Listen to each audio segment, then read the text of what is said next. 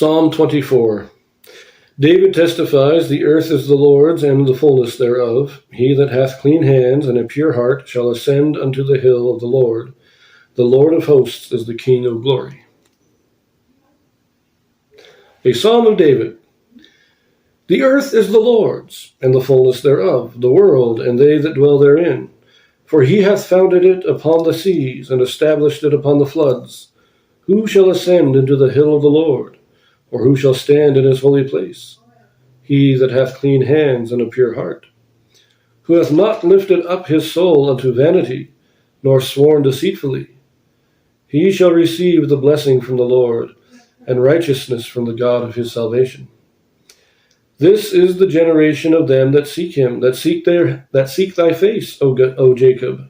Selah. Lift up your heads, O ye gates, and be ye lift up, ye everlasting doors, and the King of glory shall come in. Who is this King of glory?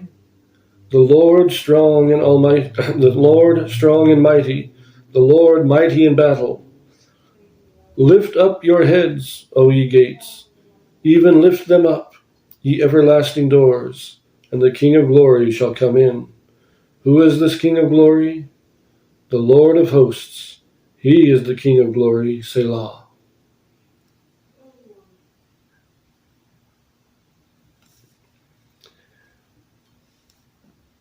Now, it doesn't say this is a messianic psalm, and it really isn't. It doesn't say anything about Christ's mortal ministry. But I do think that this is talking about Christ entering heaven after his resurrection. Remember, when he appears to Mary Magdalene, he says he is not yet ascended to his Father. He was resurrected, but not yet perfected, not yet glorified in heaven. And this is lift up your heads, O gates, ye everlasting doors, and the King of glory shall come in. That's what it makes me think of. Is after the resurrection, Christ ascending to his Father and entering the gates of heaven. It's a very nice psalm. I do like this. Now this, as with most poems, of course, the reader does kind of put some meaning in it himself. So this is likely just me reading this and saying, hey, this is what it reminds me of. Whether it was the intent of David and whether he was actually writing that, I don't know. But it does give me that impression. But this is another psalm that has some Joseph Smith translations in it. And what the Joseph Smith translation is, this is an inspired correction or translation of the Bible done by Joseph Smith to restore portions that had been lost or correct errors that had been crept in. We have quite a bit here in chapter 20 in Psalm 24. So let us look at these.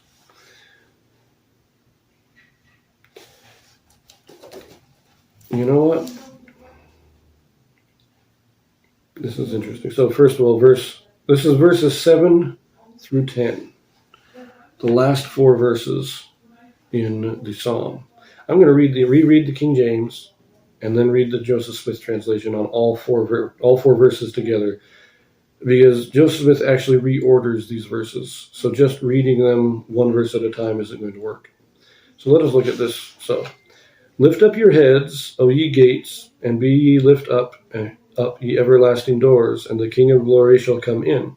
Who is this King of glory? The Lord strong and mighty, the Lord mighty in battle. Lift up your heads, O ye gates, even lift them up, ye everlasting doors, and the King of glory shall come in. Who is this King of glory? The Lord of hosts. He is the King of glory. Selah. So we have this repetition. Lift up your heads, the gates, and the everlasting hills. And be lift up the everlasting doors, The King of glory shall come in. 7 and 9 are basically the same verse. And then we have the description, who is the King of glory first? Lord strong and mighty, mighty in battle, and then Lord of hosts. Here's the Joseph Smith translation. Lift up ye heads, O ye generations of Jacob, and be ye lifted up. And the Lord strong and mighty, the Lord mighty in battle, who is the King of glory, shall establish you forever. And he will roll away the heavens, and will come down to redeem his people, to make you an everlasting name, to establish you upon his everlasting rock. Lift up your heads, O ye generations of Jacob. Lift up your heads, ye everlasting generations, and the Lord of hosts, the King of kings, even the King of glory, shall come unto you, and shall redeem his people, and shall establish them in righteousness. Selah.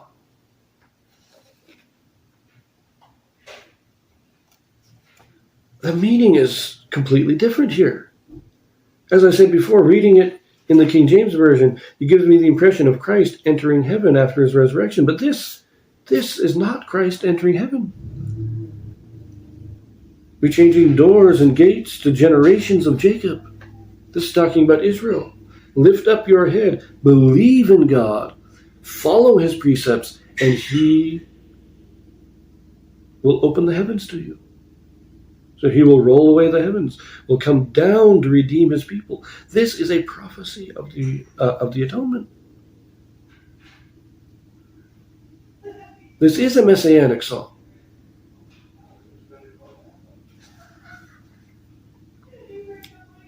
And I like the everlasting generations, meaning Israel will always exist on this earth. The people of Israel will never be wiped out. They are everlasting.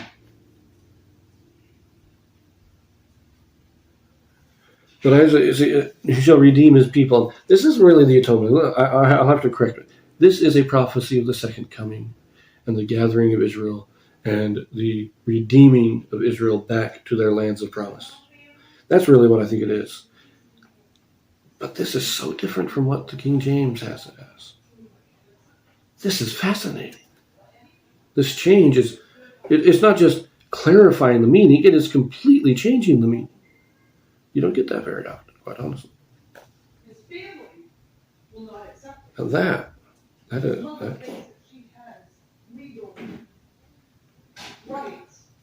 I like it both ways, to be honest. I like the King James Version. Still good. But I think the Joseph Smith translation is slightly better.